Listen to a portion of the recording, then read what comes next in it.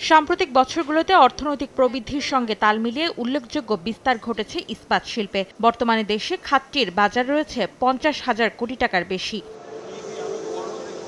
খাতটির সক্ষমতা, সম্ভাবনা ও বৈশ্বিক বাজারে অবস্থান তুলে ধরার পাশাপাশি উদ্যোক্তাদের নতুন প্রযুক্তির সঙ্গে পরিচয় করিয়ে দিতে রাজধানী ঢাকায় আয়োজন করা হয়েছে 3 দিনব্যাপী metal expo Bangladesh 2025। Steel building manufacturer association of Bangladesh (SBMA) ও লিমরা বাংলাদেশের যৌথ উদ্যোগে আয়োজিত মেলায় অংশ নিয়েছে চীন, জাপান সহ এশিয়ার বিভিন্ন দেশের 50টিরও বেশি স্টল প্রতিষ্ঠান।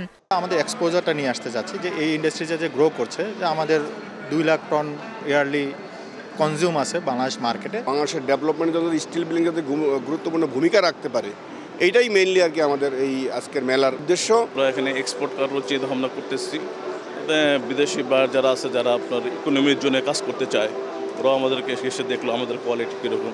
মেলার উদ্বোধনী অনুষ্ঠানে ইস্পাত পণ্যের আমদানি নির্ভরতা কমিয়ে দেশে উৎপাদন সক্ষমতা বাড়ানোর তাগিদ দেন বাণিজ্য উপদেষ্টা।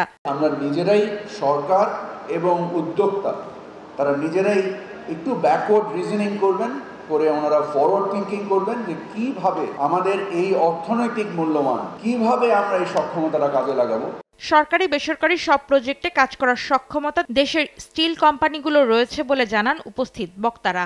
এটা অনেক দুমড়ায় মুচড়ায় যাবে, কিন্তু ভাঙবে না। অন্তরা সেন, সময় সংবাদ, ঢাকা।